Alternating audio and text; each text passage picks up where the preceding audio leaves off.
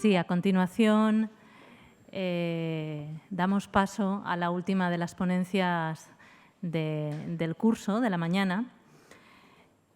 Nos complace muchísimo tener hoy con nosotros al profesor Francisco Moreno Fernández, catedrático de Lengua Española en la Universidad de Alcalá.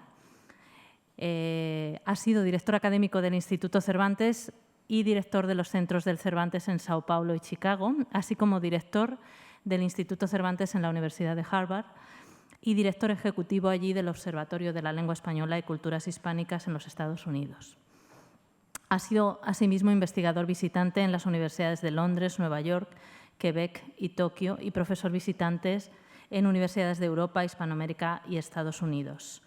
Es académico de número de la Academia Norteamericana de la Lengua Española y correspondiente de la Real Academia Española y de las academias cubana, chilena y mexicana de la lengua. Entre sus publicaciones destacan los libros Atlas de la Lengua Española en el Mundo, con Jaime Otero, cuya tercera edición se publicó en el año 2016, Historia Social de las Lenguas de España, de 2005, Principios de Sociolingüística y Sociología del Lenguaje, cuya cuarta edición se ha publicado en 2008, La Lengua Española en su Geografía, tercera edición en 2016, y recientemente La maravillosa historia del español del año 2015 y el recién publicado el año pasado, en 2018, Tras Babel. En el año 2003 recibió el premio a la mejor serie de artículos en periódicos de gran tirada de la National Association of Hispanic Publications de Estados Unidos y en este mismo año, en 2019, el 15 Premio Don Quijote de Periodismo. Como muchos de vosotros ya sabéis, muy recientemente Francisco Moreno Fernández ha obtenido la cátedra Alexander von Humboldt, que conlleva dirigir a partir del año que viene el nuevo Centro de Estudios Iberoamericanos de la Universidad de Heidelberg. Damos la enhorabuena aquí públicamente a Francisco Moreno por ello y agradecemos muchísimo su participación. Gracias.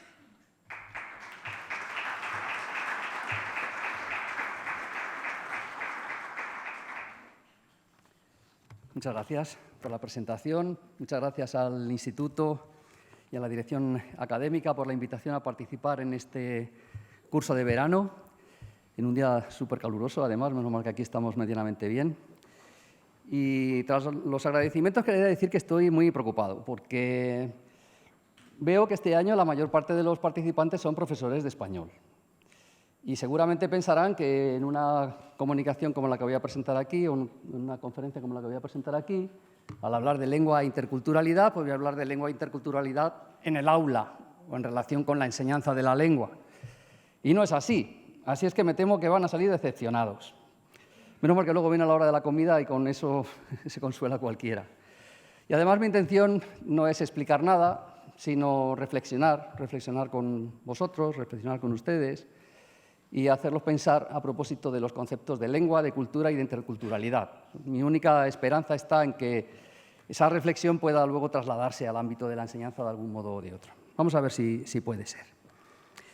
Este concepto de interculturalidad, que hoy se maneja tanto, ha gozado de una amplia difusión en la segunda mitad del siglo XX, principalmente. Por supuesto, en la base de ese concepto está el concepto de cultura, la noción de cultura, que, sin embargo, en las últimas décadas no ha sido objeto de especulaciones tan múltiples, tan divergentes como las que se venían realizando desde el siglo XIX. Antes bien, la cultura y, por lo tanto, la interculturalidad han sido reinterpretadas últimamente desde un contexto de globalización, desde unas perspectivas de dinámicas y de nociones nuevas, muchas de ellas, como las de estándares culturales o dimensiones culturales. Lo que voy a intentar hacer aquí, en este rato próximo, es una reflexión sobre el modo en que las lenguas, cualquier lengua, y me voy a referir específicamente al español, o más especialmente al español, pero también afectaría a otras lenguas, se implican en el fenómeno de la interculturalidad y sobre el protagonismo de que disfrutan dentro de ese enfoque más actual denominado comunicación intercultural, que es el que más interesa ahora, o el que más se interesa por la interculturalidad propiamente dicha. Desde esta posición se aprecia que las lenguas, esa posición de la comunicación intercultural en general, las lenguas ocupan un lugar secundario o meramente instrumental en el campo de la comunicación cultural, sin perder su lugar como componente de la cultura. Esta realidad se hace evidente en la comunidad hispana, que ofrece espacios de interculturalidad en los que la lengua española, en sus distintas variedades, o ha perdido protagonismo o está en riesgo de perder protagonismo. Por otro lado, la internacionalización derivada de los flujos comerciales lleva a poner en duda la necesidad del español en los intercambios desde o hacia los países hispanohablantes. Probablemente a estas alturas estarán un poco escandalizados, pero tengan un poquito de paciencia y déjenme argumentar por qué estoy diciendo estas cosas. La comunidad hispana, para definirse culturalmente y para adquirir una relevancia en la comunicación intercultural, requiere un conocimiento que vaya más allá del reconocimiento otorgado a la propia lengua española y a sus manifestaciones culturales tradicionales. Las sociedades hispanas, en su diversidad, muestran unas dimensiones culturales que son reconocibles. Sin embargo, ni la globalización ni la comunicación intercultural convierten en imprescindibles el conocimiento y el uso de la lengua española para funcionar como comunicación intercultural. Lo que voy a hacer es referirme al modo en que el español y la cultura que se expresa en esa lengua pueden seguir haciéndose visibles en un entorno de interculturalidad que subordina, casi por principio teórico, conceptualmente el valor de las lenguas a otros valores, a otras dimensiones en sus manifestaciones concretas. Desde el siglo XIX, el llamado paradigma o antes, incluso desde el XVIII, el paradigma de la modernidad vino a proponer una serie de ecuaciones que pretenciosamente trataban de ordenar todas las realidades, de ordenarnos el mundo y sus representaciones.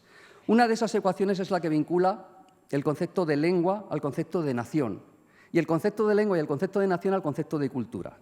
Es decir, a cada nación le corresponde una lengua y una cultura y cada lengua articula la cultura de una nación. Eso, que es tan viejo, todavía sigue funcionando como principio. Es decir, el paradigma de la modernidad al que me estoy refiriendo todavía está en el ambiente y ocupa mucho espacio en todos los ámbitos. La posmodernidad, sin embargo, ha venido a desmontar de raíz esas correspondencias. Un caso que evidencia la falsedad de esas ecuaciones lengua-cultura-nación es el de Elías Canetti. Elías Canetti, en su volumen biográfico traducido como la lengua rescatada, también se ha traducido como la lengua salvada o la lengua absuelta, en fin, depende del traductor, del año 77. Este poligloto Canetti explicaba el desacompasamiento de las lenguas que iba adquiriendo, las culturas en que se iba desenvolviendo a lo largo de su vida y las nociones que habitaba. En su ciudad natal de Bulgaria adquirió el judeoespañol por haber nacido en el seno de una familia sefardí, junto a unos padres que hablaban alemán entre sí, al tiempo que se veía envuelto en su vida social por otras muchas lenguas. Decía Canetti, como ejemplo de su entorno, solo en nuestra ciudad se hablaban 7 u 8 lenguas diferentes y todos entendían un poco de cada una. Únicamente las chicas que venían de los pueblos hablaban exclusivamente el búlgaro y se las consideraba tontas por ello. Ese era el ambiente lingüístico en el que se movía.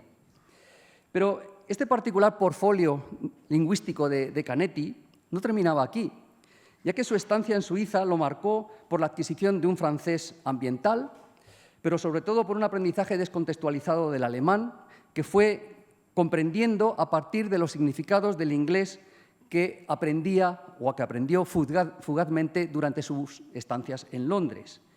Y todo ello fue vivido por un escritor que se consideraba hablante de español por su lado sefardí, pero que desarrolló su literatura en lengua alemana. El caso de Elías Canetti es llamativo por su trascendencia cultural, pero resulta cotidiano, mutatis mutandis, en hablantes procedentes de numerosas áreas de África, de Asia o de América. De hecho, esta mencionada quiebra de los sistemas de ecuaciones lengua-estado-nación no sería un sistema de ecuaciones si se aceptara su inexistencia en otras épocas, como la medieval europea, donde la elección de lenguas venía determinada más por registros que por naciones, o en otros espacios geográficos, como el indígena de la Amazonia, donde el uso del español, del portugués, del huitoto o del ticuna en sus variedades del lado colombiano, del lado brasileño, del lado peruano, se rige por los interlocutores que uno tiene en cada momento, por los fines comunicativos y no por el lado de la frontera en el que está cada uno de los hablantes. Las dificultades para correlacionar las lenguas con las culturas y las naciones nacen de la enrevesada polisemia de cada una de esas nociones. Vamos a dejar a un lado el concepto de nación, que tiene sus implicaciones bastante complejas, para centrarnos solo en los conceptos de lengua y de cultura, que son los que más nos afectan. En más de una ocasión se ha achacado a los lingüistas, a la lingüística, la identificación entre lenguas y culturas. No hay lengua sin cultura y la cultura es una lengua, y eso se ve bien en los programas de aprendizaje y enseñanza de lenguas, o bien en forma de cultura o bien en forma de ese concepto llamado civilización. Pero difícilmente se puede hacer responsable de ello a quien no ha conseguido ofrecer una definición unívoca ni del concepto de lengua ni del concepto de cultura. En realidad, el concepto de lengua resulta especialmente intrincado para los propios lingüistas y su aplicación sobre realidades concretas no encuentra más que dificultades. Las borrosas fronteras entre las lenguas y sus variedades impiden, por ejemplo, fijar claramente el número de lenguas que se hablan en el mundo, número que groseramente vienen oscilando entre las 4.500 y las 10.000, dependiendo de los criterios que se manejen. Las lenguas son definidas como sistemas, como códigos, como estructuras, como mecanismos cognitivos, pero no se definen por las culturas que son capaces de expresar como lenguas, entre otras razones porque son múltiples las culturas que pueden expresarse en una sola lengua. Los lingüistas tampoco han hecho aportaciones definitivas en el terreno de la definición y de la caracterización de las culturas.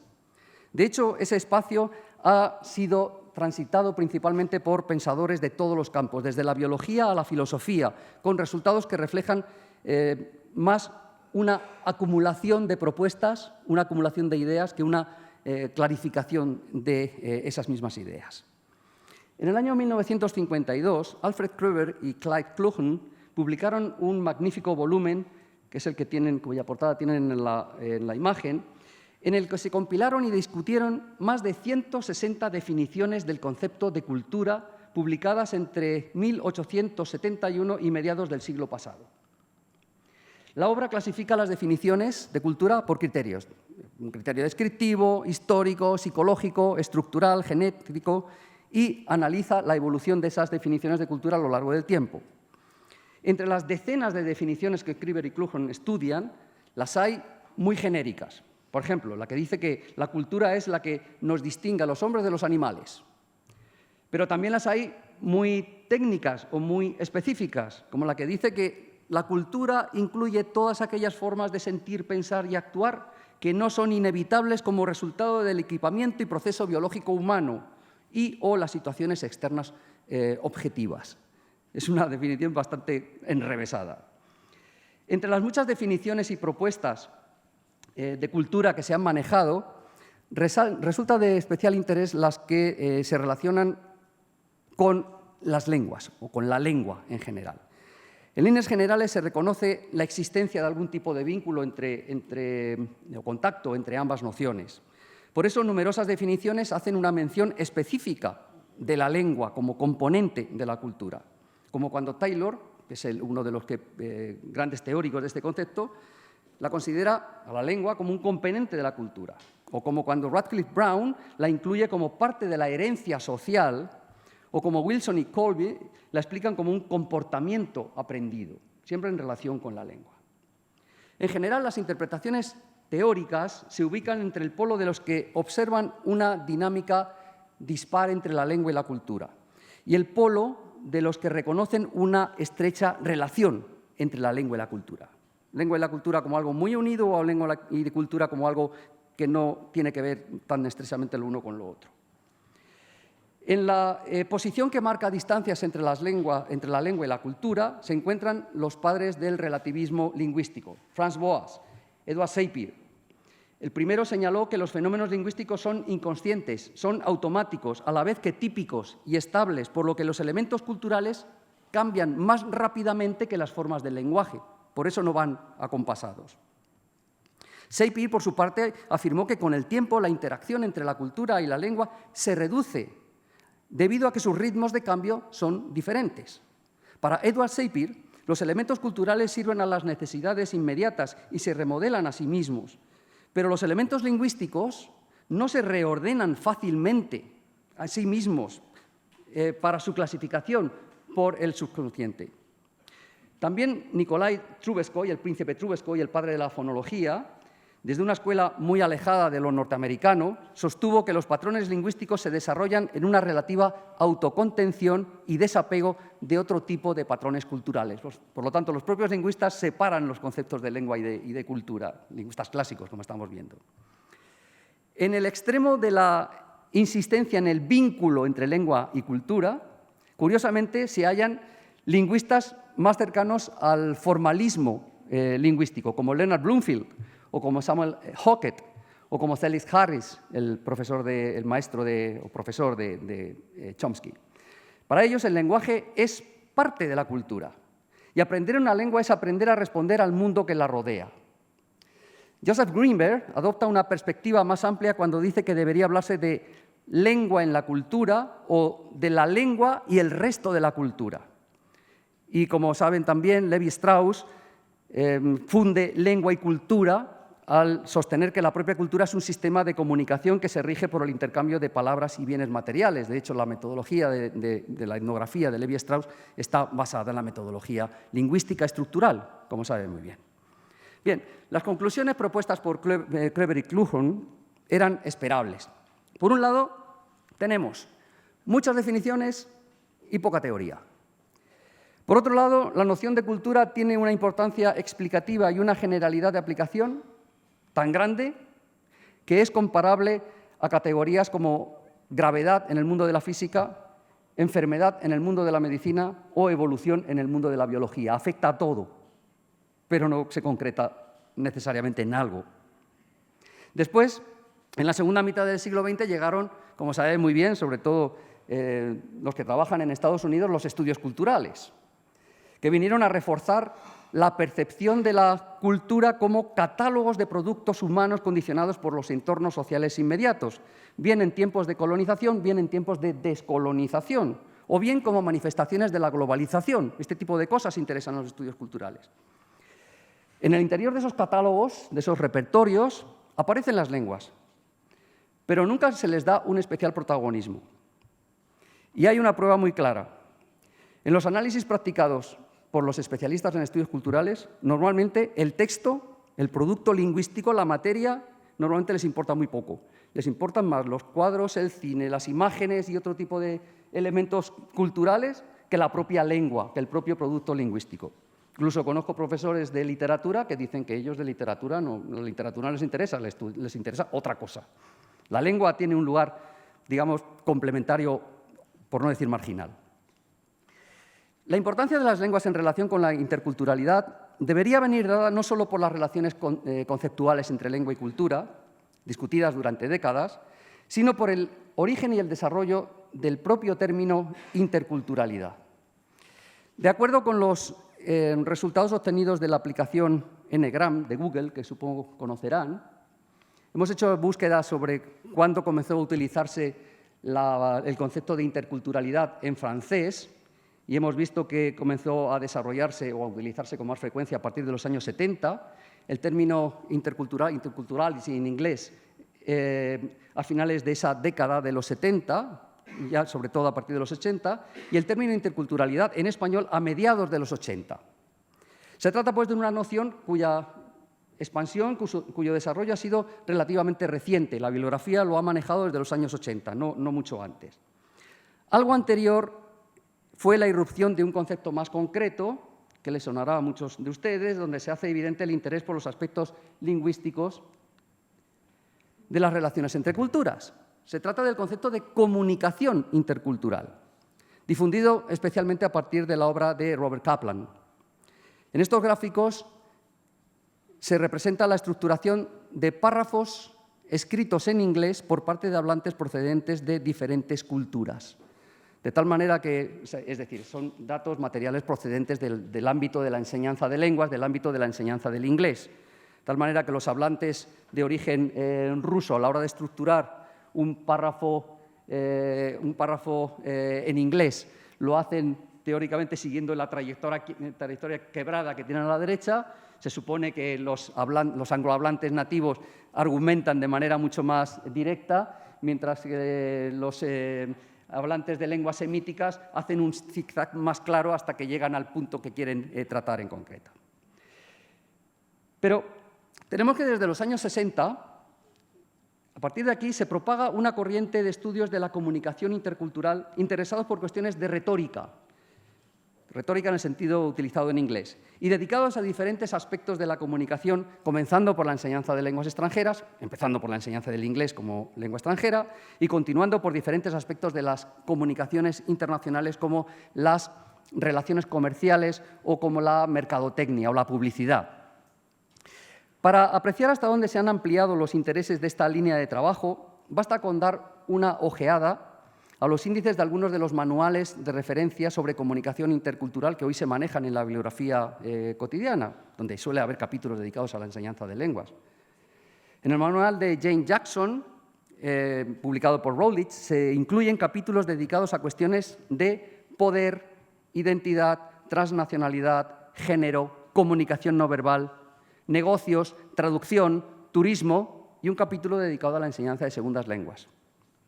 En el manual editado por Thomas Kainas y Scroll-Mal se habla de competencia intercultural para el entrenamiento profesional, para los negocios, para los recursos humanos, para la publicidad, los equipos, para el liderazgo o para las corporaciones internacionales, donde lo intercultural tiene una gran importancia.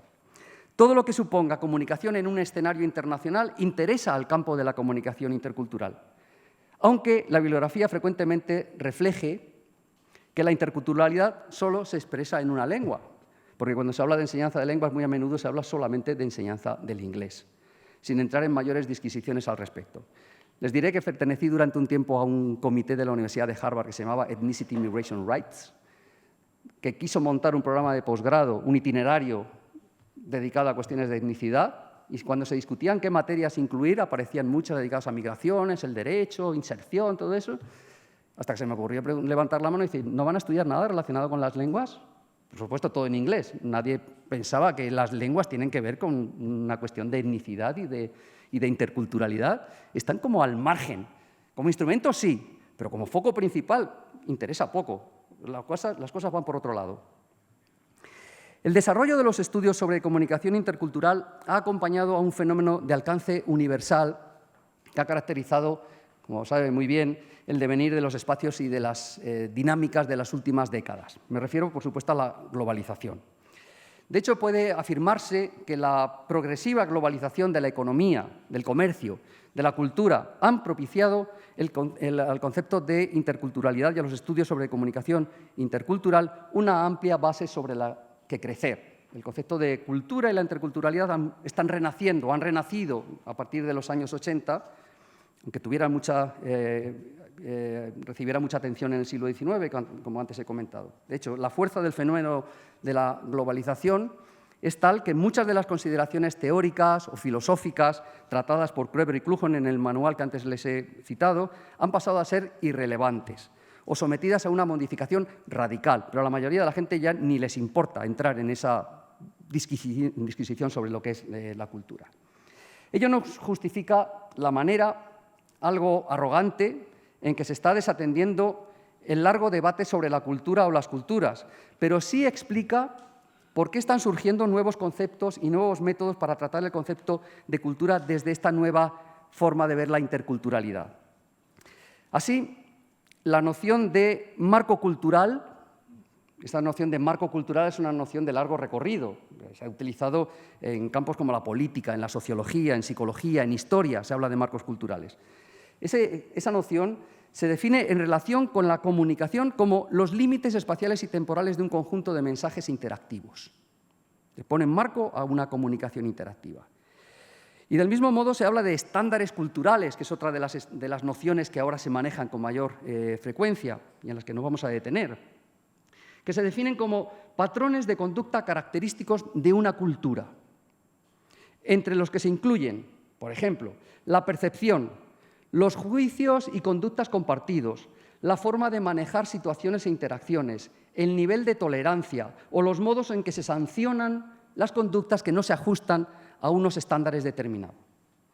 En general, esta caracterización se basa en las relaciones que se establecen entre el yo y el otro con sus culturas, que al entrar en contacto producen, según el esquema de Thomas que ahí les he reproducido, producen algo a lo que se le puede poner la etiqueta de interculturalidad. Una mínima reflexión sobre los mencionados estándares culturales nos lleva a apreciar que las lenguas en sí, tal y como son explicados, no tienen en esos estándares culturales un protagonismo especial. A pesar de que Alexander Thomas, uno de los más preclaros, digamos, padres de la interculturalidad, define la cultura como una entidad nacional y lingüística que proporciona a sus miembros un sistema de orientación que le da sentido. Se habla de nación y habla de lengua.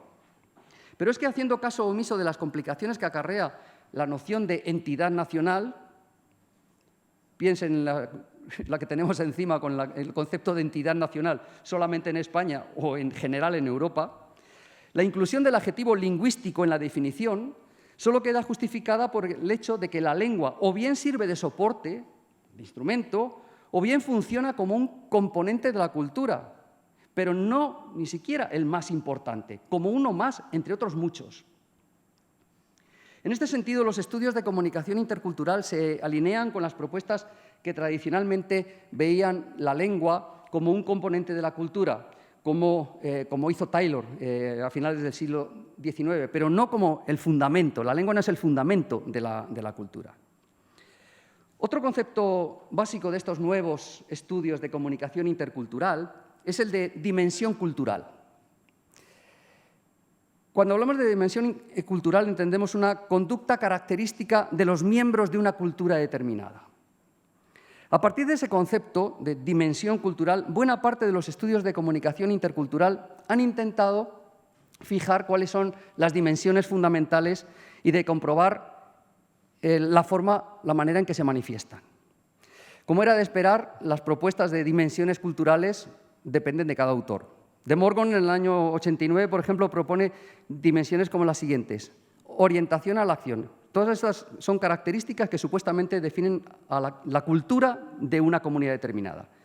Orientación a la acción, atención, modo comunicativo, contenido comunicativo, motivación, autoridad, cómo se maneja la autoridad, responsabilidad individual, cómo se toman las decisiones, cuál es la actitud hacia las organizaciones. Esas son las dimensiones que consideran este autor esenciales para definir la cultura de una comunidad determinada. Otro ejemplo, Hofstede, se refiere a 5 dimensiones fundamentales para poder caracterizar una cultura.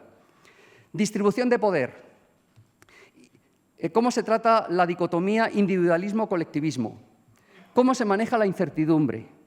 Cómo se maneja la dicotomía masculinidad-feminidad. ¿Qué tratamiento se le da al largo plazo? ¿Cómo se maneja el largo plazo? En estos y en otros casos, una vez más, la lengua no está. Aparece simplemente como un recurso instrumental y no como un factor fundamental o como un factor definitorio del contraste intercultural. La excepción a ello está en el campo de la enseñanza de lenguas extranjeras. ¿Por qué? Porque la lengua es el objeto específico de la actividad. Lógicamente, si las lenguas no son recursos compartidos universalmente, el protagonismo en el panorama de la interculturalidad se reduce, se limita a un plano instrumental. Voy a poneros un ejemplo de cómo se manejan estos conceptos. En un análisis semántico realizado por Barnett y Gian, publicado en el año 2017, se pudo comprobar la coocurrencia de conceptos utilizados en la investigación sobre comunicación intercultural. Es un metaestudio sobre comunicación intercultural. ¿Qué es lo que dicen? ¿Qué conceptos manejan los expertos en comunicación intercultural? Y pusieron en un mapa todos esos conceptos y vieron las veces que se relacionan unos conceptos con otros. Ahí se observa, por ejemplo, la posición que ocupan conceptos como identidad, relaciones, grupo o lengua. En la red semántica representada en esta figura, se observa que la lengua ocupa un lugar en el espacio central. A ver, ahí está. Eso podría hacer pensar que las cuestiones de lengua interesan de forma notable a los expertos en interculturalidad. Es un concepto que se cita muchas veces en relación con otros muchos conceptos. El matiz viene cuando los datos demuestran, de ese mismo análisis, que el concepto de lengua aparece ligado principalmente a otros dos conceptos mediante ese sistema de trazos más gruesos. Aparece ligado sobre todo al concepto de estudiante y al concepto de americano, es decir, de estadounidense. Por tanto, lo que el gráfico está reflejando es la cercanía de las cuestiones de lengua en relación con la enseñanza de idiomas, o más concretamente, interesa la enseñanza de lenguas, especialmente del inglés y en los Estados Unidos. De eso escriben los expertos en comunicación intercultural. Desde una perspectiva más cercana a la lingüística, la pragmática sociocultural ha prestado una atención creciente a diferentes contrastes interculturales. Una de las estudiosas más destacadas en esta línea es Dale Koike, que supongo que también conocen, quien ha aportado ejemplos muy esclarecedores de la comunicación intercultural interpretada desde la pragmática. Koike ha explicado, por ejemplo, cómo el gesto de cruzar los brazos, ponerse así, que en el hemisferio occidental se interpreta como, y norte, se interpreta como negatividad, autodefensa, distanciamiento, el que se pone así está poniendo barreras a todo, ¿verdad? Ese mismo gesto puede ser interpretado, sobre todo en el hemisferio sur, como una muestra de confort, de seguridad o incluso de timidez. Un mismo gesto. En el plano verbal, para no hablar solo de gestos, Koike ha analizado las respuestas que desde diferentes culturas pueden darse a una afirmación como esta. Alguien dice, me duele la cabeza y tengo una entrevista dentro de una hora. ¿Qué es lo que se le dice a alguien que nos comenta algo así? Pues depende. Las respuestas pueden ir desde un lo siento, que es más esperable de un estadounidense, hasta un más latino y empático, qué mala suerte, que no vas a poder sacar adelante la entrevista, o aún más generalizador, a mucha gente le pasa, que no es ni empático ni distante. En cualquier caso, la investigación de Koike está principalmente orientada al tratamiento de cuestiones pragmáticas en la enseñanza de lenguas segundas o extranjeras, pero muchas de estas cuestiones pueden ser tratadas no solamente como puramente lingüísticas, sino aplicarse en ámbitos mucho más generales. De intención más genérica son los estudios elaborados desde el mundo de la comunicación y de la empresa, que intentan fijar, sobre todo cuando se trata de multinacionales, estas empresas intentan fijar las dimensiones de la comunicación intercultural con el fin de llevar a la práctica el entrenamiento de profesionales que han de moverse por muchos países, en muchos entornos. Desde esta perspectiva se justifican, por ejemplo, los trabajos y cursos en los que se analizan las dificultades que tienen los chinos para entender a los occidentales o los occidentales para entender a los chinos, o los contrastes entre los empresarios estadounidenses y los empresarios alemanes. ¿Cuáles son las dimensiones culturales que funcionan en unos y en otros para hacer que aquella comunicación intercultural funcione? No se dice en qué lengua. Podría ser en inglés, podría ser en alemán, en este caso sí, pero seguramente hay otros pares en los que podría no ser el inglés ni ninguna de las lenguas, sino que podría ser otra lengua. Es decir, la lengua en sí, en concreto, no es el elemento crucial. La lengua es importante, una lengua en concreto no. En todos estos casos, la presencia de la lengua, como digo, es instrumental o como mucho se presenta como uno más de los componentes de esos estándares culturales. Esa desvinculación conceptual entre la lengua y la cultura se prolonga en iniciativas interculturales cuya finalidad es la convivencia de grupos inmigrantes o grupos de acogida en forma, por ejemplo, de plataformas ciudadanas. La lengua española, como idioma internacional, se ve claramente afectada por las cuestiones que plantea la comunicación internacional. Por supuesto que se ve afectada. Del mismo modo que la comunidad hispanohablante, como partícipe de la globalización, se ve afectada por las causas y por los efectos de esa interculturalidad. El protagonismo del español en relación con la comunicación intercultural se hace evidente en diferentes planos. No quiero decir que no sea importante nunca, claro que es importante en varios planos. Uno de ellos, muy palmario, ese es el de la enseñanza como lengua segunda o extranjera, aunque también como lengua primera, dada la dimensión de las migraciones no hispanas hacia los países hispanohablantes durante las últimas décadas. Por un lado, los programas de enseñanza de español tienen muy en cuenta la dimensión intercultural de la comunicación por parte de los aprendices, como se refleja en el Marco Común Europeo de Referencia para las Lenguas. Asimismo, los programas de formación de profesores, los materiales de enseñanza hacia distintos grupos de estudiantes, cada vez atienden más y mejor las cuestiones relacionadas con la cultura. Por otro lado, los programas de integración de inmigrantes en sociedades como la española, programas de formación de mediadores culturales en España y en otros muchos países, todos esos programas prestan atención a la interculturalidad como un factor esencial de la enseñanza. En estos ámbitos educativos, los conceptos de cultura y de interculturalidad se afrontan no tanto por una vía teórica y reflexiva como por la vía de los hechos.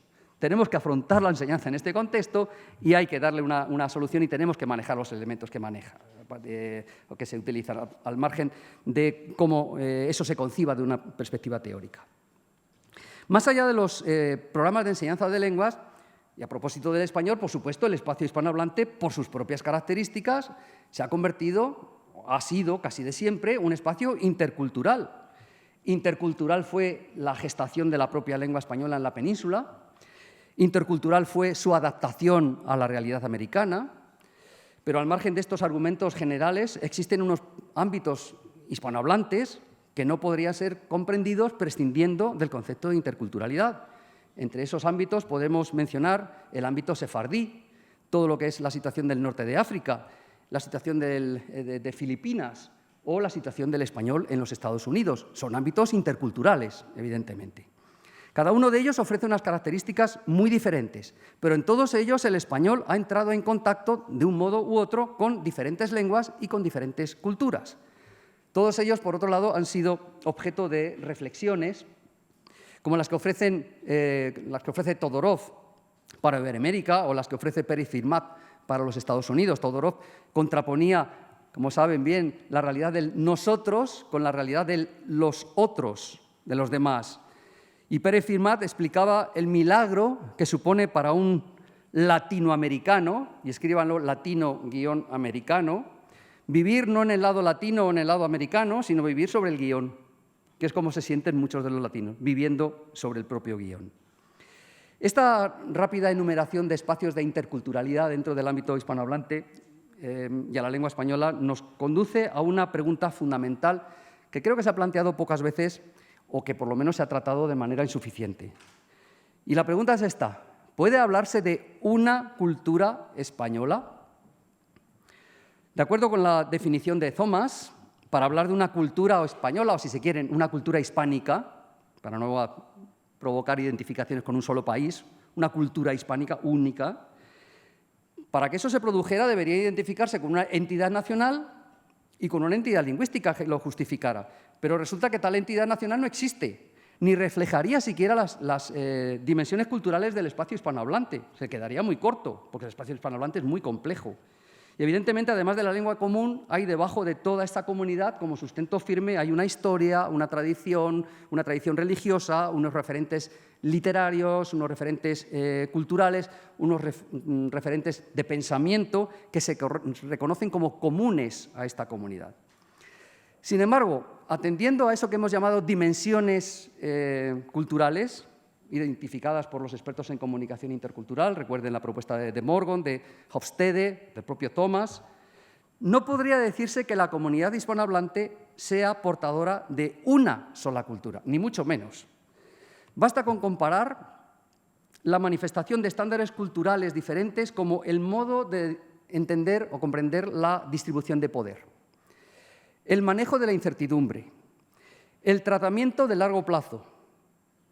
Si manejamos estos conceptos como dimensiones, comprobaremos inmediatamente que Chile y México, que España y que Argentina se adscriben a estándares culturales diferentes. No manejamos el concepto de poder de la misma manera, no manejamos el concepto de largo plazo y corto plazo de la misma manera, no manejamos todas estas dimensiones de la misma manera.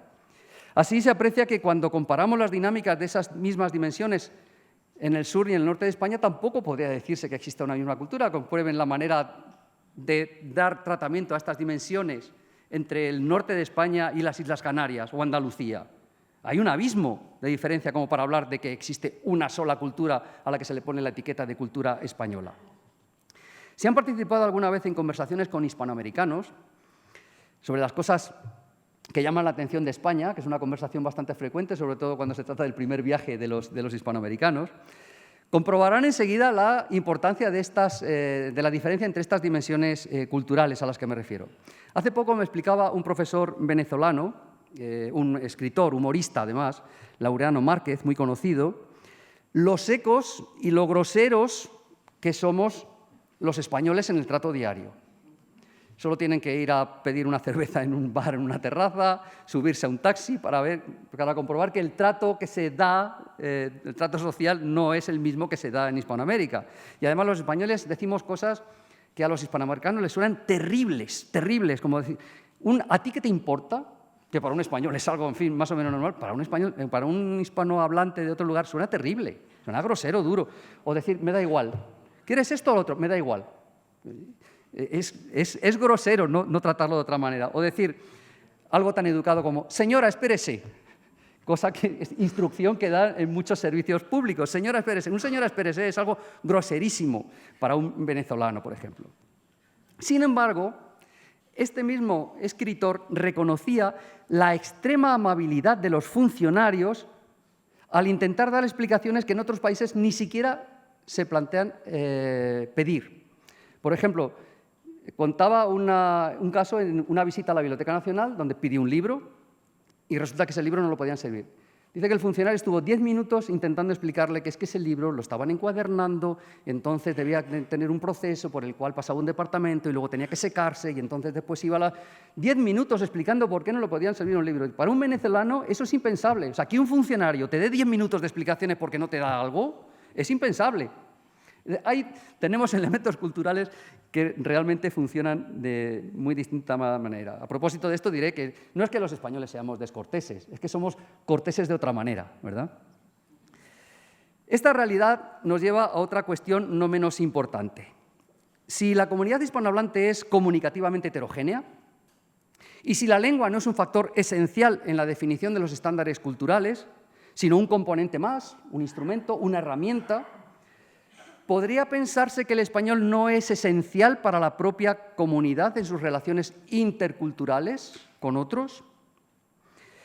Las reflexiones anteriores me llevan a una posición que, con toda seguridad, contraría algunas de las ideas más ampliamente difundidas y más sólidamente asentadas dentro del panorama de la cultura hispánica, donde la asociación entre cultura hispánica, lengua española y homogeneidad es algo que se extiende prácticamente por todos los rincones de las instituciones y de los comentarios entre grupos profesionales. Por un lado, la corriente sobre comunicación intercultural permite pensar no en una cultura hispánica única, sino en una diversidad de estándares, una diversidad de dimensiones culturales dentro del espacio hispanohablante. Y por otro lado, la comunidad hispana podría no necesitar el español como rasgo definitorio y exclusivo a la hora de desplegar sus estrategias comunicativas internacionales y en entornos globalizados. Claro que no. Ante este panorama que podríamos calificar como un panorama posmoderno, global o intercultural, cabría preguntarse sobre la posible existencia de unos estándares culturales propios de la comunidad hispana. Es decir, vamos a cambiar el discurso, vamos a buscar cuáles son los estándares culturales que podrían adjudicarse a una categoría como cultura hispánica. Y que no fueran en detrimento, por supuesto, de la forma en que esas dimensiones culturales se manifiestan en cada uno de los países, iba a decir, pero siquiera territorios, porque a veces homogeneizamos todo simplificando la realidad hablando de países, cuando los países son microcosmos que encierran una gran diversidad, cada uno de ellos. Me refiero en este caso también a los países hispanohablantes. Probablemente habría que recuperar las nociones de cultura manejadas décadas atrás y combinarlas con las que actualmente se manejan en el ámbito de los estudios de comunicación intercultural. Así, entre las definiciones clásicas, merecería la pena recuperar aquellas que aluden a la herencia histórica y social, la propuesta por Radcliffe Brown, por ejemplo, o el poder definitorio de los símbolos, o junto a la clásica, por supuesto, definición de Taylor, esa que dice que la cultura es un complejo que incluye el arte, el derecho, las costumbres y cualesquiera otros hábitos y capacidades adquiridos por el ser humano, incluida la lengua. Algunas de las principales dimensiones de la cultura hispánica en su conjunto, y esto es una propuesta que me atrevo a presentar ante ustedes y que ya me dirán si les convence o no, me atrevería a hacer esta propuesta de dimensiones culturales hispanas.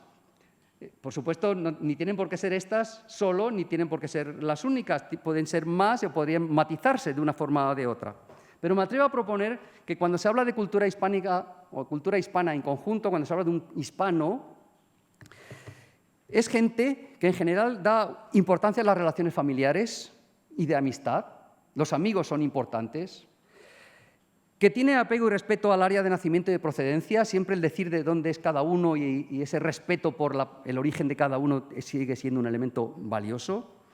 Que tiene capacidad de improvisación, eso nos dicen los demás. Algunas de estas características no son descubiertas por nosotros mismos, sino que nos las dicen desde fuera. Que se valora el trabajo instrumentalmente, es aquel retruécano del trabajar para vivir y no vivir para trabajar.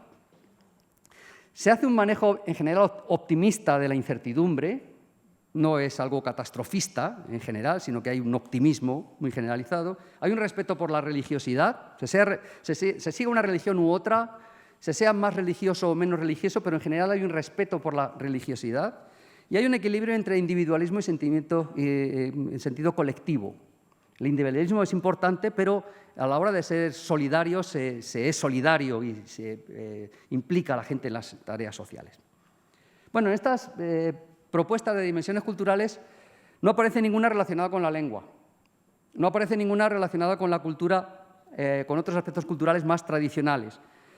Sin embargo, sabemos que la lengua y la cultura son elementos significativos para gran parte de la comunidad hispana.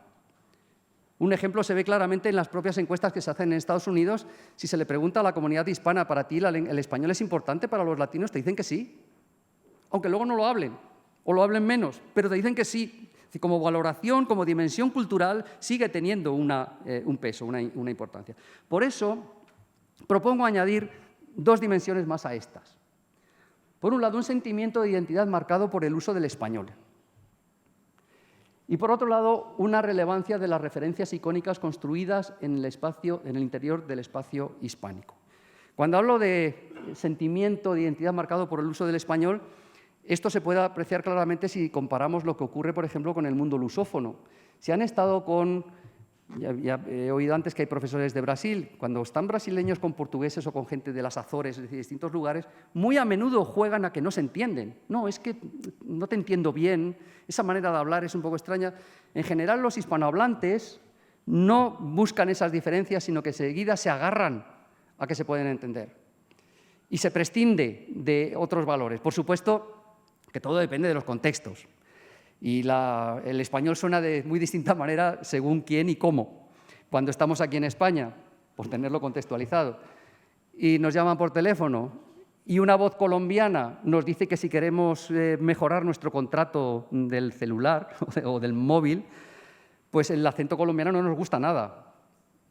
Provoca un rechazo. Ya están estos que quieren vendernos cosas. ¿De acuerdo? Es decir, la valoración que se le da al manejo de la misma lengua es distinta aquí que la que se le da en Estados Unidos. Cuando estás en Estados Unidos, te llaman por teléfono y te hablan en español diciendo que tiene una oferta, el español, o cuando uno llama al banco para hacer una gestión y le sale alguien hablando español, hable colombiano, salvadoreño, lo que sea, el español suena a gloria bendita. Es decir, la valoración es absolutamente positiva por esa identificación. Todo hay que contextualizarlo. Pero en general hay ese sentimiento de identidad marcado por el uso del español y esa búsqueda del punto de encuentro por compartir la lengua. Como a cada una de estas dimensiones que acabo de citar podría aparecer con intensidad diferente en cada una de las comunidades, regiones, países que configuran el espacio hispanohablante, podríamos utilizar como representación este gráfico radial que dibujaría siluetas diferentes en su interior según la manifestación concreta de las dimensiones. Es decir, podríamos decir que las dimensiones son las mismas, pero el grado o la intensidad con que aparece en cada una de las comunidades hispánicas no tiene por qué ser exactamente igual. Podrá haber comunidades donde el respeto por la religiosidad sea algo menor o donde la valoración instrumental de trabajo sea mayor o menor. Es decir, hay unas matizaciones, de tal manera que la colectividad hispanohablante, hispana, quedaría definida por un promedio obtenido por cada dimensión en el conjunto de las comunidades. Es evidentemente un simple instrumento de análisis. No quiero decir que nuestra cultura funciona así, pero como instrumento de análisis podría ayudarnos para entender cómo se articulan y cuál es la dinámica de esas dimensiones culturales en el interior de nuestra comunidad. Las dimensiones mencionadas, en último lugar, la lengua y la valoración de la cultura, por el motivo que sea, suponen que por más que no se concrete en español una comunicación intercultural, cuando un no hispano interactúe con personas de origen hispano, ha de saber, o conviene que valore, la existencia de un fuerte sentimiento de identidad marcado por el uso del español. Es decir, cualquier esfuerzo por hablar español cuando está haciendo negocios con un hispanohablante va a ser valorado muy positivamente precisamente por el funcionamiento de esa dimensión cultural. En cuanto a las referencias icónicas, culturales, tradicionales, claro que no son los mismos en todas las comunidades hispanas. Podría parecer, sí, es que todos los hispanos nos movemos en la misma cultura. ¿Han hecho la prueba alguna vez de ponerse a cantar canciones así en plan relajado, canciones populares con alguien que toca una guitarra, y hay un mexicano, y un puertorriqueño, y un salvadoreño, un argentino y un español, y se ponen a cantar? ¿Cuántas canciones en común? En esas situaciones sale, digamos, lo más profundo. Cuando salen las canciones más profundas de cada lado, vemos que no hay coincidencia. Pues yo esa no me la sé. Hombre, no sabemos las de los grandes boleros y cosas así que forman parte de la cultura, pero hay muchos elementos culturales de ese tipo que no compartimos. Los mexicanos cantan sus canciones y tienen sus tradiciones y los venezolanos las suyas. Y algunas veces esas identidades culturales e icónicas no están creadas, como antes mencionaba, por los propios hispanos, sino que están creadas desde fuera. Y solo tienen que pensar en la música latina o en la salsa. La salsa no es un invento hispano, la salsa es un invento de Estados Unidos. Ahí es donde se creó la salsa. Si no, Miami es la ciudad de la salsa, o Miami. Y todo se fraguó allí, precisamente con ese contacto entre comunidades hispanas diversas. Ahí es donde surgió. Es como decía García Vargas Llosa, que esa generación se comenzó a tener conciencia de su carácter latinoamericano cuando salió fuera de Latinoamérica y convivió con gente de distintos países. Pues algo parecido ocurre, que el estándar nos viene impuesto o propuesto desde otras entidades y no desde el interior del mundo hispánico. En cualquier caso, sí hay coincidencia en el peso que se concede a los referentes culturales. En general lo valoramos, se valora mucho en la comunicación intercultural por parte de toda la comunidad hispanohablante, sean estos referentes los que sean. En esta misma línea, la encuesta mundial de valores también muestra la existencia de cierta homogeneidad entre las sociedades hispanas en cuanto a la apreciación de los valores tradicionales. Esa encuesta de valores, encuesta mundial de valores, se viene haciendo desde los años 80 y analiza valores como el apoyo a la democracia, la tolerancia hacia los extranjeros, hacia las minorías, el apoyo a la igualdad de género, la religiosidad, el impacto de la globalización, la valoración del medio ambiente, el trabajo, la familia, la política, la identidad nacional, la cultura. Todos esos factores se tienen en cuenta. Y se ve que, en general, hay una importante coincidencia de las comunidades hispanas en muchos de estos valores. Es decir, que hay un conjunto de dimensiones culturales que sí pueden ser identificadas como hispanas y que esa identificación puede sostenerse en el tiempo, al menos desde los años 80 en que comenzaron a hacerse esos estudios. Otra cosa es decir que todos compartimos la misma cultura, así, sin más. En definitiva, es innegable el intenso vínculo que existe entre el español y la cultura hispana en su conjunto. Es innegable la trascendencia que la comunidad hispanohablante otorga a lo que considera su cultura. Pero ocurre que en un sentido posmoderno, intercultural, global, la cultura hispana no es uniforme, al tiempo que la proyección internacional de la comunidad en términos económicos, comerciales o comunicativos no ha de concretarse necesariamente en español para reconocerse como hispana. Las lenguas, recuerden, desde esta perspectiva son más instrumentales, no son esenciales. Un ejemplo muy significativo lo encontramos en los Estados Unidos y tiene que ver con lo que comentaba antes la profesora Potofsky. En Estados Unidos los jóvenes hispanos cada vez hablan más inglés entre sí, pero sin perder muchas otras marcas hispánicas. Hay muchos hispanos que tienen muchos elementos icónicos hispanos, uno lo ve por la calle y dice, puede ser hispano, y que luego no hablan español. Es decir, se puede ser hispano sin hablar español. Lo que quiere decir que hay parámetros culturales que tienen más trascendencia, que tienen más valor que el uso del español, a pesar de que el español, como antes he mencionado, sea reconocido como un valor positivo, pero luego en la práctica no se usa, cada vez se usa menos el español. En este sentido, la comunicación intercultural no es necesariamente ni española, ni estadounidense, ni francesa, y esta comunicación intercultural puede darse en cualquier lengua materna, no necesariamente en la de un país concreto. Y esto coincide con lo que planteaba la escritora Marina Svitayeva en una carta que dirigió a Rainer Maria Rilke en el año 26, donde decía expresamente, no comprendo cuando la gente habla de poetas franceses, de poetas rusos, etc. Un poeta, que es poeta, puede escribir en francés, pero no puede ser un poeta francés. Eso es ridículo. Por otro lado, los espacios de interculturalidad y esta galopante globalización que estamos viviendo están convirtiendo en oxímoron esa conocida afirmación de Fernando Pessoa, de Juan Gelman, de Camilo José Cela y de otros escritores que dicen que mi patria es mi lengua, la de cada uno, evidentemente. La comunicación intercultural parece estar más cerca del pensamiento de Jorge Semprún, que decía, mi patria es el lenguaje. Es la lengua, el lenguaje en general como capacidad, el que resulta útil como instrumento, pero no necesariamente una lengua concreta, ni siquiera el inglés. Ni siquiera el inglés, que internacionalmente podría considerarse que es la gran lengua internacional y que todos acabaremos como consecuencia de la globalización hablando inglés, como decía Rubén Darío, tantos millones hablaremos inglés, y sin embargo probablemente no sea así, por muchos factores. Uno de ellos es el propio rechazo que implica la enseñanza o el aprendizaje obligatorio del inglés. ¿Dónde se han publicado más libros sobre la motivación para aprender lenguas extranjeras que a propósito del inglés? Se preocupan mucho los autores anglohablantes, de zonas anglohablantes, por la motivación, porque la enseñanza obligatoria es tan importante que provoca rechazo en los jóvenes. En general, todo lo obligatorio provoca rechazo. Si el inglés es más obligado, pues provoca todavía más rechazo. Pero es que además tenemos otros factores, como la tecnología, que nos permite hoy prácticamente entendernos en comunicación multilingüística a través de los mecanismos de traducción automática, que cada vez traducen mejor. Hace unos años nos reíamos, ja, qué tonterías dicen, pero cada vez traducen mejor y cada vez los utilizamos más. Cada vez es menos necesario hablar una lengua franca para todos. Por no hablar de ese otro factor que es el de la consecuencia del crecimiento del inglés, que es la fragmentación del inglés. La existencia de un chinglish, de un japonglish, de un conglish o de un spanglish es una realidad.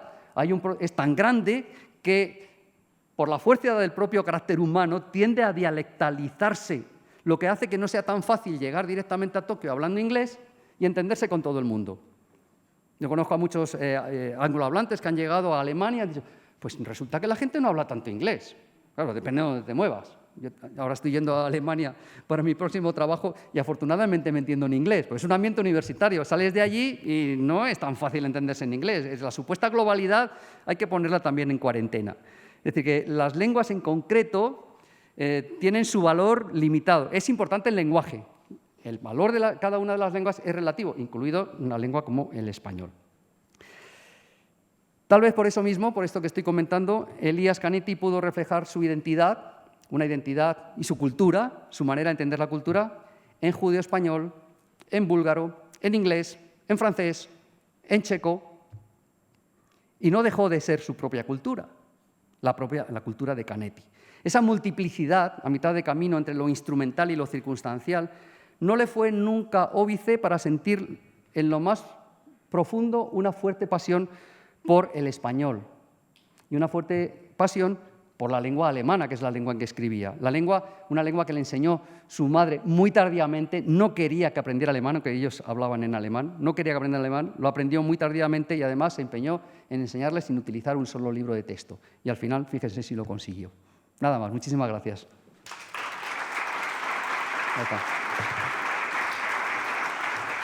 Gracias. Muchas gracias, profesor Francisco Moreno. Doy paso a continuación a la ronda de participación del público. Que sean fáciles, que antes de comer se responde un poco más. Muchas gracias, Paco. Muy interesante, ¿no?, la presentación. Ha estado muy atractivo el enfoque que has dado sobre, y particularmente ahora este tema de las dimensiones culturales hispánicas. Y sobre esto te quería hacer una reflexión, a ver qué te parece a ti, porque es algo a lo que vengo dando vueltas desde hace ya tiempo. Y tú precisamente te has centrado en eso. Y la chispa me vino a partir no de una experiencia mía, sino de la experiencia de mi mujer.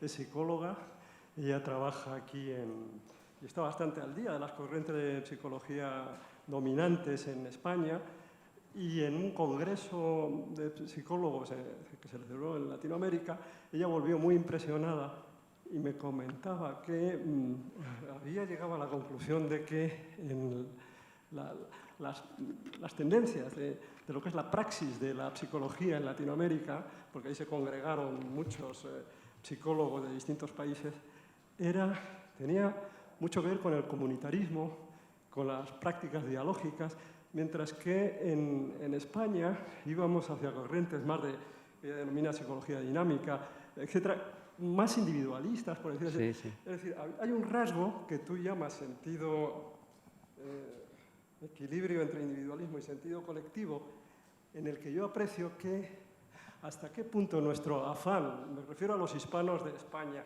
de fundirnos en un concepto de panhispanismo que ha estado muy en el discurso, además también institucional, y sigue presente, ¿no?, en el discurso.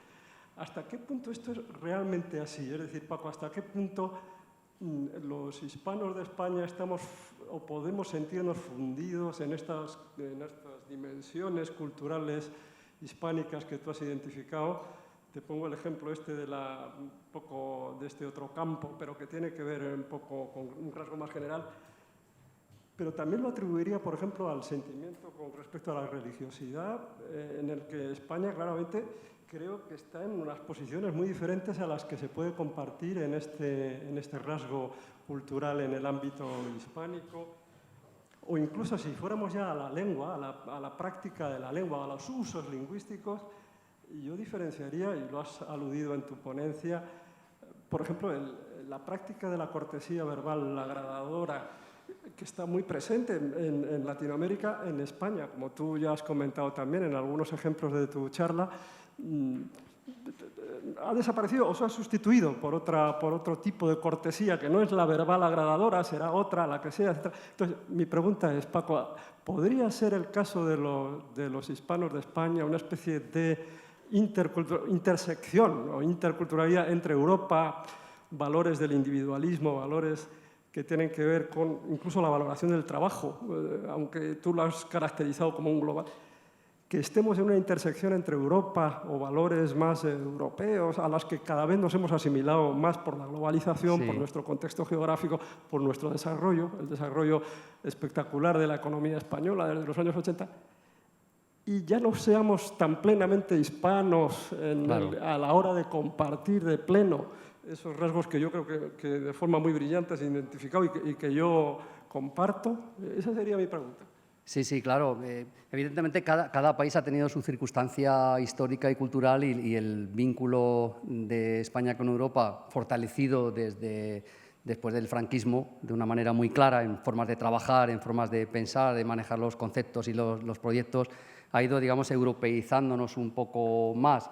Pero es que cada uno de los países hispanohablantes ha tenido su propia dinámica. La dinámica de México está muy marcada también por sus relaciones con Estados Unidos y con Centroamérica, muy especialmente, donde hay unos flujos migratorios, solo se habla hacia arriba, pero también hay otros flujos desde y hacia otros países que marcan la manera de entender las relaciones humanas. y no voy a hablar del caso de Argentina también, que ha tenido también su peculiar historia y su peculiar vinculación con Europa. Claro, precisamente se trata de eso. Por eso es difícil identificar esos parámetros que se acomunen. Cuando hablaba de religiosidad, hablaba de respeto por la religiosidad. Ahora hay cada vez menos gente religiosa en España, pero en general se respeta. Es un campo en el que, en fin, no hay una agresión, una actitud contraria, sino que se respeta lo que hay, tal vez como reflejo de tiempos pasados. No se puede comparar con la religiosidad de otros países, pero aún así, si uno va a las romerías populares, hablando de religiosidad en términos generales, no religión, pues tienen tanto éxito casi como las romerías que hay en México, de Puebla, la Ciudad de México, cuando celebra la Virgen. O sea que hay elementos que son comunes. Pero sí, en el caso de España tenemos esa vinculación. Pero yo no diría que hemos reformulado la cortesía. Somos corteses. La cortesía funciona de manera distinta. Hay dos países, si entendemos la cortesía, simplificando mucho, como un equilibrio entre relaciones verticales y relaciones horizontales, al estilo de las propuestas de Brown y de Gilman, por ejemplo, a propósito de los pronombres y las formas de tratamiento. En general, los países hispanohablantes se mueven en una dimensión vertical, donde un elemento diferenciador entre hablantes provoca enseguida que haya el uso de formas de tratamiento diferenciadas, de respeto hacia arriba o hacia abajo, ¿no? Sin embargo, hay dos países donde claramente predomina una fórmula de cortesía horizontal, donde el mínimo rasgo que permita igualar a dos hablantes provoca el uso de tú, es decir, las formas de cortesía. Si estoy hablando con otra persona y tiene la misma edad que yo, ya puede ser ministro o ya puede ser el más rico del mundo, que le puedo tratar de tú, porque considero que tiene la misma edad que yo, es decir, basándose en la solidaridad. Es una cortesía basada en la solidaridad, que normalmente está asociado también al uso mayor de palabras groseras, de tocarse más o de determinados rasgos comunicativos propios de esa horizontalidad. Y el otro país es Argentina. Los argentinos lanzan por la boca también de todo y también enseguida utilizan el vos. Sin embargo, en los demás países, en Chile es muy evidente, ¿no? Chile es muy vertical. En el momento que hay un elemento que distingue por estatus, por situación profesional, por lo que sea, enseguida surgen las formas desequilibradas de tratamiento. Es decir, que es cortesía, pero de otra manera, es lo que decía. Sí, creo que había alguna otra pregunta. En primer lugar, agradecer la aportación. No sé si es mejor leerte o escucharte, porque sus obras son muy interesantes. Yo soy brasileño, soy profesor de la Universidad del Estado de Bahía. Sabéis que ahora estamos pasando por una crisis allí en cuanto a la enseñanza de español. Y una de las maneras que hemos encontrado para salir un poco de esa crisis es invertir en la enseñanza de español con fines profesionales. Y ahora mismo nos estamos dedicando a la enseñanza de español a médicos, a diplomáticos, a los empleados de la banca, en fin. Y mi pregunta sería, en cuanto a la competencia comunicativa intercultural, por ejemplo, volcada a esa especialización, a la enseñanza de español con fines profesionales, ¿hay alguna aportación del Instituto Cervantes, algún estudio específico que nos pudiera ayudar? Porque nos encontramos con estas dificultades en cuanto a material, sobre todo cuando trabajamos con diplomáticos. Y, por otro lado, también quería invitarte a leer algunos estudios de Edileise Mendes, que trabaja mucho con los estudios interculturales, y la clásica española Teresa Aguado, que trabaja con la educación intercultural. Muchas gracias. Muy bien, muchas gracias por las sugerencias. En lo que se refiere al Instituto Cervantes, no soy yo la persona adecuada de responder. Álvaro García Santa Cecilia y el director académico, por supuesto, el doctor Bueno, pueden responder mucho más con conocimiento de causa qué tipo de programas hay. Yo sé que están trabajando en interculturalidad, no solo desde España, sino también en coordinación con instituciones europeas, pero él podrá dar, o ellos podrán darles luego más detalles de lo que están haciendo. Y es verdad que la situación de Brasil es una crisis tremenda y que esa crisis tremenda también se extiende a la enseñanza del español, aunque muchos grupos de profesores o estados están intentando recuperar de manera particular el estatus que el español ha tenido, sobre todo desde el año 2005, teniendo en cuenta que no se trata de imponer el español, que se trata de crear una oferta de español que responde a una demanda enorme por razones políticas y por razones institucionales y por razones humanas, ¿no? Entonces, en cierto sentido hay algún paralelismo con Estados Unidos, donde lo que no da el Estado o lo que quita el Estado lo suple el esfuerzo de grupos profesionales y de asociaciones de profesores o de entidades de menor dimensión, pero que tienen un trabajo intensísimo y que están sacando adelante cosas que podrían sacarse mucho más fácilmente adelante con una ayuda exterior, ¿no? Pero es muy loable el esfuerzo que están haciendo y los animo a seguir haciéndolo. Lo digo en este caso por el español, pero podría decirlo a propósito de cualquier otra lengua si fuera otra lengua la que interesara.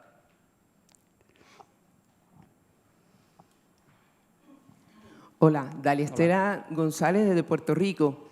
Dos cositas. Una, me llama mucho la atención lo que traes con relación a lo de la interculturalidad.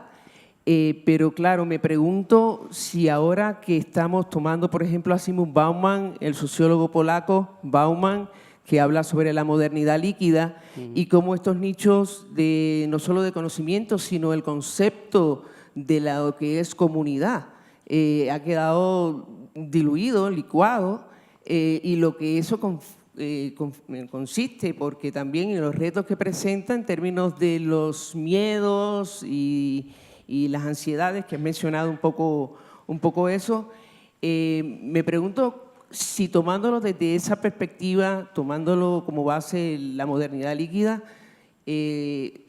¿cómo lo ves si el lenguaje o la lengua, mejor dicho, es un método, una manera de unir, o sea, de solidificar lo que se está pasando particularmente con el concepto de comunidad?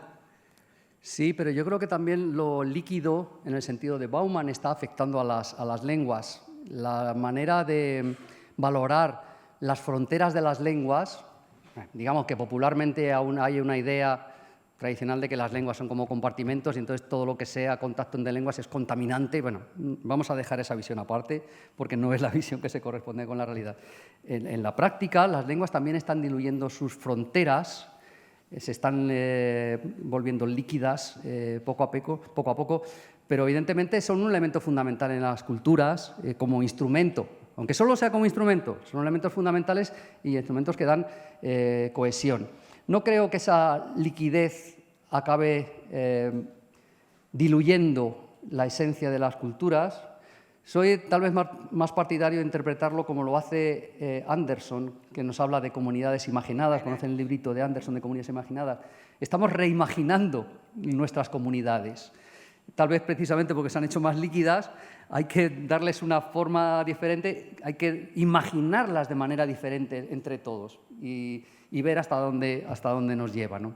Pero no en un sentido digamos, catastrofista de que se va a diluir como sal con agua en las manos, sino que estamos entre todos imaginando otro tipo de comunidades, ¿no? Que no se ajustan a las fronteras decimonónicas y a la ecuación que antes comenzaba de lengua, nación, cultura, ¿no? Eso no funciona. El que se empeña en mantenerlo así va contra la realidad y no la va a entender nunca. Porque si no la va a entender nunca va a poder hacer nada, ni en favor ni en contra. Bien, bueno, y lo otro como puertorriqueña que tengo que decir que es que la salsa nace en Nueva York. Nace de una reacción de la diáspora cubana y puertorriqueña que se anida allí y ya no pueden cantar las mismas el songo cubano y al mismo tiempo la plena. Y entonces, pues, aunque en Miami lo baile mucho, Nueva York. No, yo quería decir que nació en Estados Unidos, digamos, era mi afirmación general. Lo de Miami es porque ahora mismo es la capital industrial de todo el negocio, pero no por una cuestión histórica. Nueva York tiene el lugar que se merece.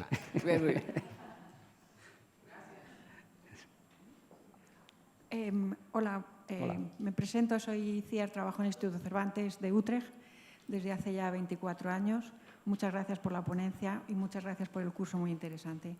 Tuve la oportunidad de trabajar con Jaime Otero 5 años y ha sido muy emotivo nombrarle. Gracias. Bueno, voy a hacer una pequeña introducción respecto a interculturalidad porque como llevo tantos años en en Países Bajos.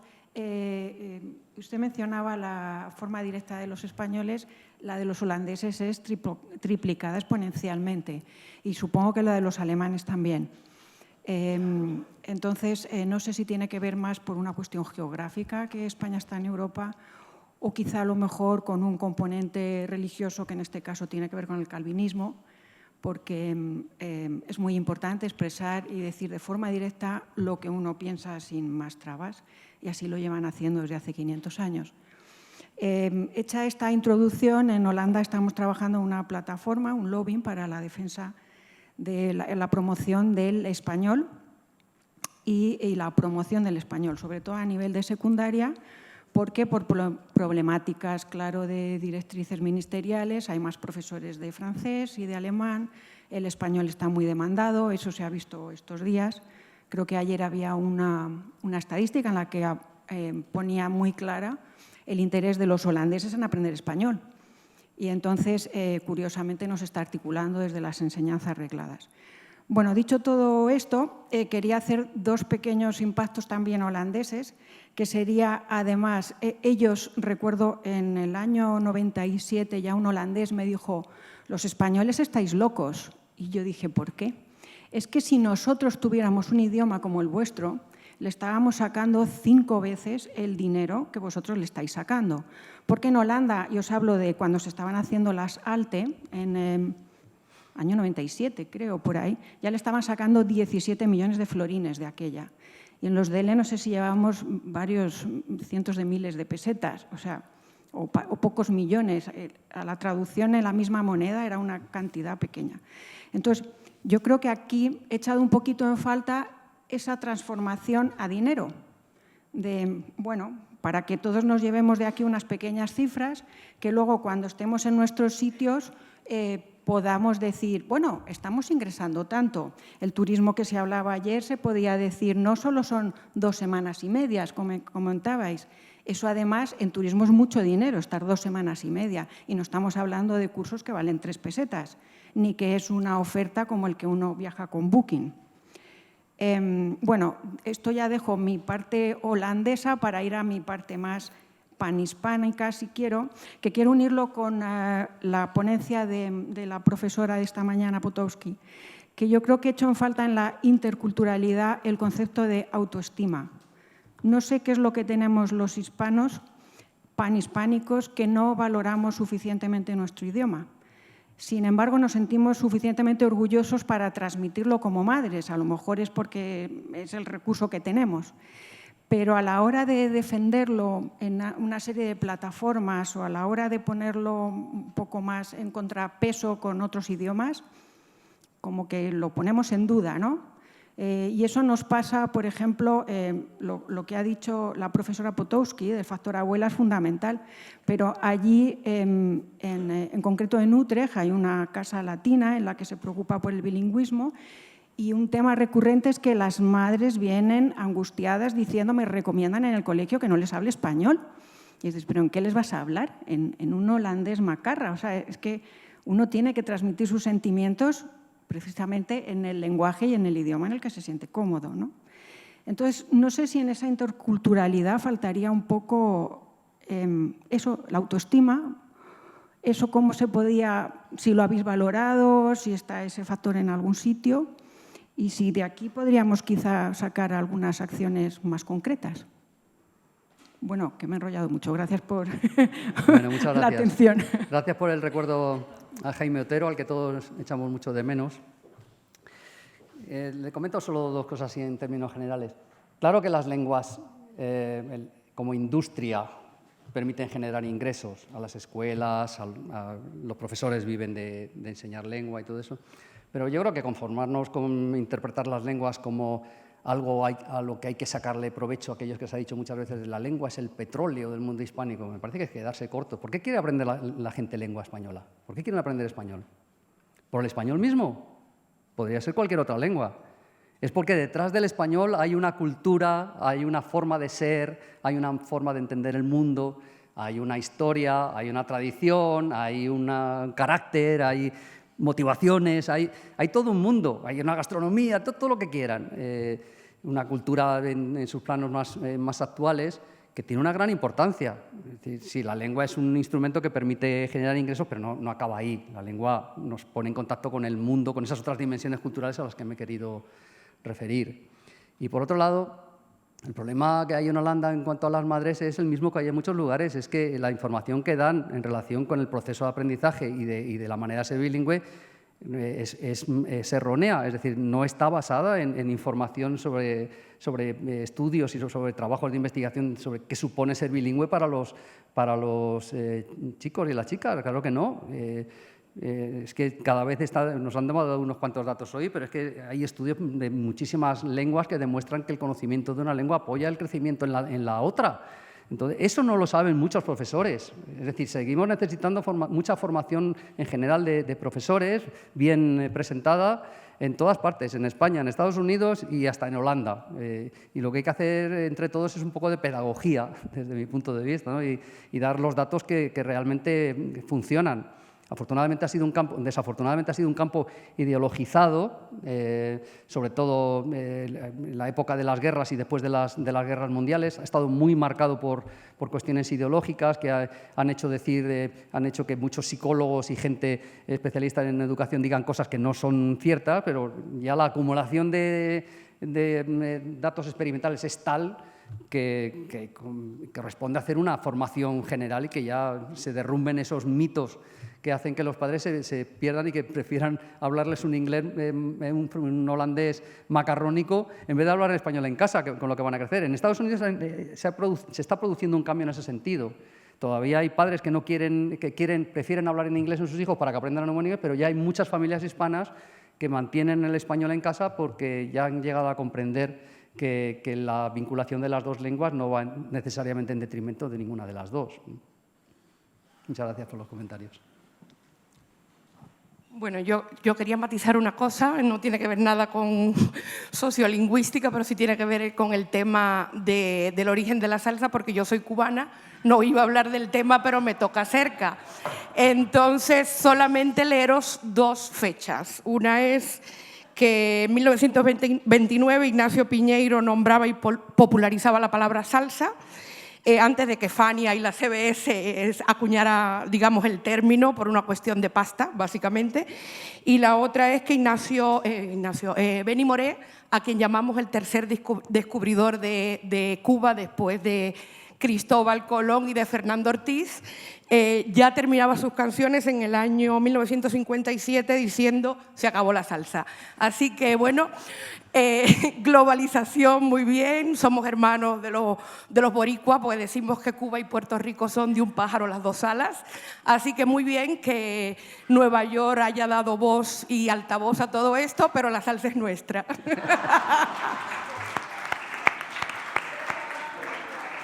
Ya hay tema de conversación para la hora de la comida. Esto es como el pisco. ¿De dónde es el pisco? Sí, creo Chileno. que hay otra pregunta en aquel lateral. Hola, vale. Que me ha encantado la ponencia, muchas gracias. Gracias. Y quería comentar que como estudiante de lenguas, cuanto más aprendo una lengua, más me interesa conocer la cultura y viceversa, porque cuanto más la conozco, más valoro la riqueza única que tiene cada lengua y cada cultura. Por eso considero que el conocimiento, la educación, las lenguas, la literatura y ponencias como las tuyas son fundamentales para crear una sociedad mejor, más justa, más tolerante y más respetuosa. Muchas gracias. Muchas gracias. Una última pregunta aquí. Oh, me encantó, Francisco. Yo soy de Chile. Uy, Sí. he hablado de pisco, madre mía. la que hemos liado. El pisco en realidad es peruano, pero bueno, ya. Bueno, hay una ciudad que se llama digamos Pisco, pero ya todo el mundo sabe que el mejor es el chileno, ya lo sabe. ya. No hay peruanos aquí, ¿verdad?